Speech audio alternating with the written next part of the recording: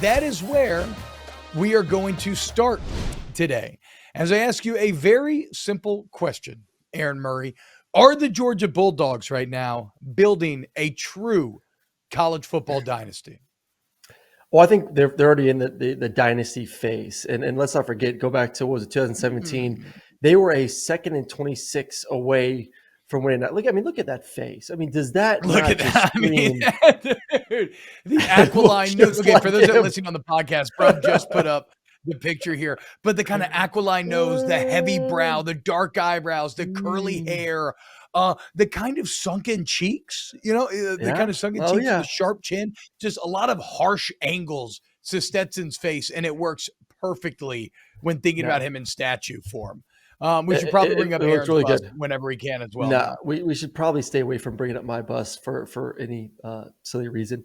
But going back to what you said, T-Bob, I think the dynasty's already started. You're back to 17 and what they did, then they didn't win the football game, but they had an opportunity to win that football game. And, Tua drove them back and won the game in the overtime, that 2nd and 26. But then from there, they just keep, they're winning the East, they're getting the SEC championship games, they're getting close, they're getting to the playoffs. And finally, they broke through last year. I think that was kind of the last thing that needed to be accomplished for the dynasty to really be considered. We are in it right now. Like it is happening before our very own eyes at the moment. And then this year to lose what they lost, to be the heavy favorite to win a national championship for back-to-back seasons, which we know is almost impossible to do. This is the closest thing that we're going to see to what Nick Saban at Alabama did from about 2009 to 2021. That is what Georgia is I would say 2 or 3 years in right now. And I think you're going to see another 7-10 years of it, if not greater, because of the resources, because of Kirby's age. I mean, Kirby's a young guy. He's not, I think he's in his late 40s, I believe. Like he's got a lot of juice, a lot of energy, a lot of resources, the facilities, the players. I mean, I've been over and over on this show why Georgia is positioned to have success for the long run. But I think they're already in the dynasty. And I think winning this year will only cement that. Go. What the hell are you talking about? Ryan, Brum, maybe you can give me, and maybe Chad can help me out here too. Can anybody give me one example of a dynasty that only had one national championship? I'll wait. I'll sit here. I'll wait. Can anybody give me a single example of a dynasty with one national championship? For you to say, before they win this one, for you to say they are already a dynasty is the height of absurdity. Now, in the original question, are they building a dynasty? Well, to that, I would ask you a question. Does a bear shit in the woods? Is Aaron Murray's couch too big on the players' lounge? Is every risk risky?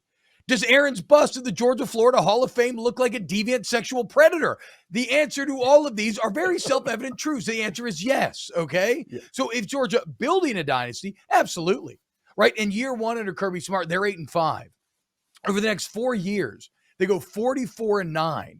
They go to 3 SEC championships with 1 win. That includes a playoff win at the Rose Bowl. That barely national championship loss, which, unlike you, I don't count that as a natty. I guess you count that as a win because you blew it against an Alabama team with a backup quarterback.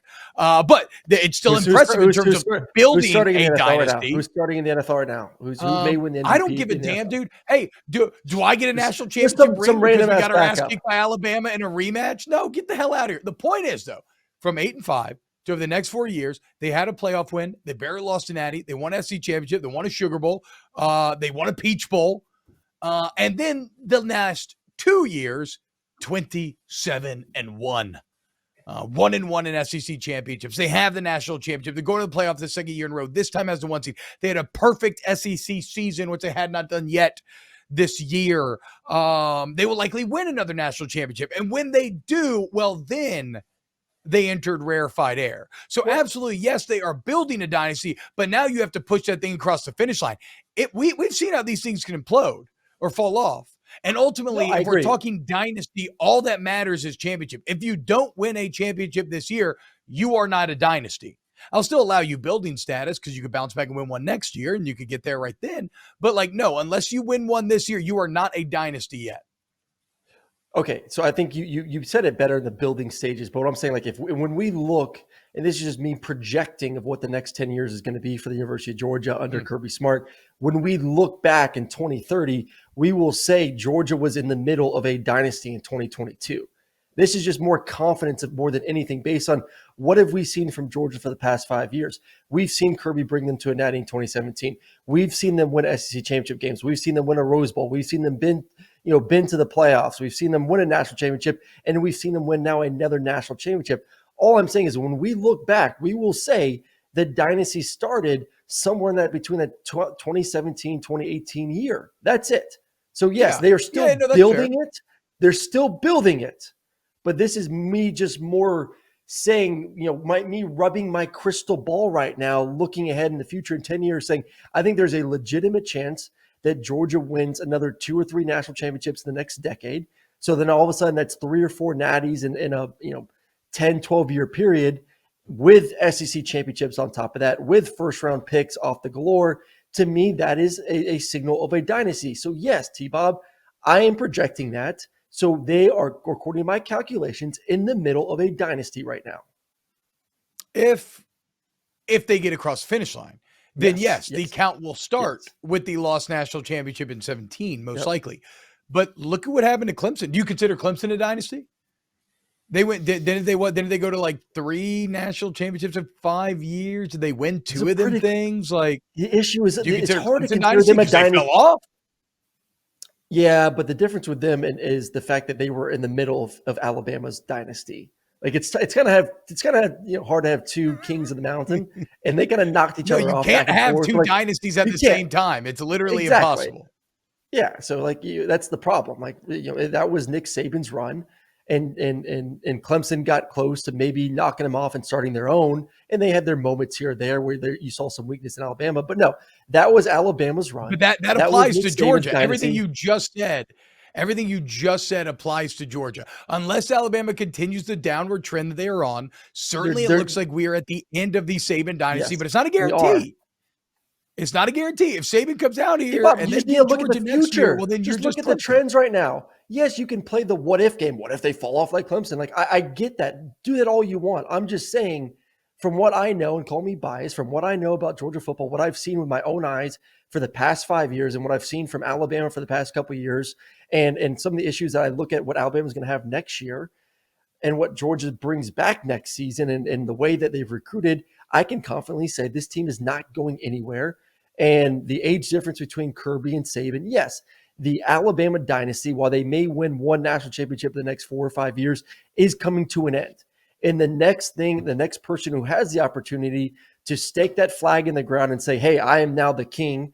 Hey, now that this is my 15-year run, is Kirby Smart. And I do, once again, believe we are in the middle of that run right now. And do they have to win more national championships to solidify that? Yes. And if they win, if they win this year, will you say if they win the Natty in a month, will you say and agree with me that they are right now in the middle of their dynasty run? Do they need to win? If they win the Natty, yes. Like the Jedi Council should have done with Anakin Skywalker. If they win the Natty against this year, I will grant them the rank of dynasty. If you don't, though, you're Urban Meyer, right? I mean, you're Urban Meyer and Ryan Day at Ohio State. Yeah. A lot of great wins, but no big rings to show for it. Save for the Ryan. one. No, I know, but Ryan Day's kind of a continuation of that Urban Meyer dominance. Like they have won at the level that Kirby Smart has won at Georgia, at Ohio State, but they only have 1 national championship to show for it. Now, look, let's be clear. If Georgia wins again this year, a couple of things. First off, that's 29-1 over the last 2 years. Probably as dominant of a 2-year. No. It's more than that. 15 games a year, right? Well, I guess if you go back, they've won over the last years, but they've won, I think, 30. I think they've won 31 out of the last 32 of 2 games coming up. So they would have won 33 of their last 34 games, which puts you in the air of like the USC 03-05 run, the Miami 99-01 run, or 2000-2002. Okay. So you'll be 33-1. You'll be 33-1 since we're gonna, I guess, tack on random games from 2 years ago and a year that didn't end a championship. Sure, let's do that. Sounds better. You'll be 33-1 with back-to-back national championships. And I don't think we quite realize how rare back-to-back national championships are. Like, Nick Saban only did it once. For all the talk of Alabama dynasty, and it is undeniably a dynasty, only in 2011 and 2012 did Alabama end up with back-to-back national championships. So to do that in the playoff era is arguably even more impressive. I mean, before that, the 11-12 Bama one, you got to go back to 03-04 USC. And even they very famously shared that 03 national championship with LSU. Then you go back to Nebraska, 94-95. Nebraska also did it 70-71. Tell me you can't win a national championship in Lincoln. Just not true. Just not true. Oklahoma did it 74-75. They also did it in 55-56. Then you got to go to Notre Dame 46-47. Then you got to go to Army, who did it in 44-45, which I got to imagine Army kind of had an advantage here, right? Everybody's going off to World War II. Army's like keeping all the best athletes to stay home and play football instead of having them die in a brutal European front. But whatever, they got the rings, so maybe it was worth it. And then you got to go to Minnesota in 40-41. So this does not happen. Like, that is the main reason why I will grant Georgia dynastyhood, is with that great beginning that the past 4 or 5 years combined now with a 2-year stretch that is at or near the top of every, of any run, any 2-year sample we've ever seen in college football. I will grant you the run of dynasty, but you have to go beat Ohio State. And that's why this playoff matchup is so fascinating to me. This is make no mistake, this is what I call a classic golden ticket game for Ohio State. You want the golden ticket out of all of your problems, right? You want to get your grandparents out of bed finally and go get to tour the chocolate factory, the grandpa dancing around nimbly bimbly and almost losing everything before convincing the old mad wizard to give you everything in the end. Your chance to do it, Ryan Day, lies against Georgia upcoming in the playoff. Because if you beat that Georgia team, well, all of a sudden, it doesn't matter you didn't win the Big Ten. It doesn't matter you didn't beat Michigan, because you're probably going to get another crack at him in the national championship. I mean, you solve all of your woes in one fell swoop if you're Ohio State. Whereas if you're Georgia, you have just another chance to prove that you are that dynastic power, and that this is the age of the Bulldog and the men of Athens, and that, look, when we focus, no one is up on our level. Yeah, I agree. Like, the Ohio State, this is an opportunity to right the wrongs. I do think this game between Georgia and Ohio State, the winner will win the national championship. At the end of the day, I think Ohio State, to me, is still the better team versus Michigan, and I know they've lost the past 2 games against them, so history's not really on my side here. It's just I had that much confidence in the offense, and I still think what we saw from J.J. McCarthy in that game versus Ohio State, I don't think he's going to be able to duplicate that going forward. So I think winner of Georgia versus Ohio State, especially if it's Georgia. Like, I have supreme confidence right now. If Georgia beats Ohio State, Georgia is a better football team than Michigan. And that game, honestly, I think would be a blowout. I think obviously they would take care of business versus TCU as well. And I will say that I think Ohio State is still, in my mind, the better of the 2 football teams and would beat Michigan in a rematch this year. So it's going to be a great football game. Is Ohio State good enough to beat Georgia? And I was in the building today, and I was talking with some people about that. And they're, I wouldn't say nervous. Everyone's very confident. They believe they're the better team. But this is a matchup that is something that is Ohio State's strengths versus Georgia's weakness a little bit. Georgia has struggled against the pass this year at times. And I know they look good versus Tennessee, and Hendon missed a couple deep balls that if he would have connected on like that go ball to Hyatt or another go ball on the outside, that could have been a different football game. Georgia has shown to be vulnerable on the backside. And if CJ Stroud and that offense get going, that is not the offense that they are best suited and equipped to slow down. So wait now, Aaron, but ahead. you on Twitter stumbled across a stat which kind of blew my mind a little bit, which is, as intimidating as Ohio State and CJ Stroud may look on paper, he's actually not great against ranked teams. Maybe not really, even especially compared to some of his peers. Yeah, granted, I guess you're right. It is an arguably small sample size.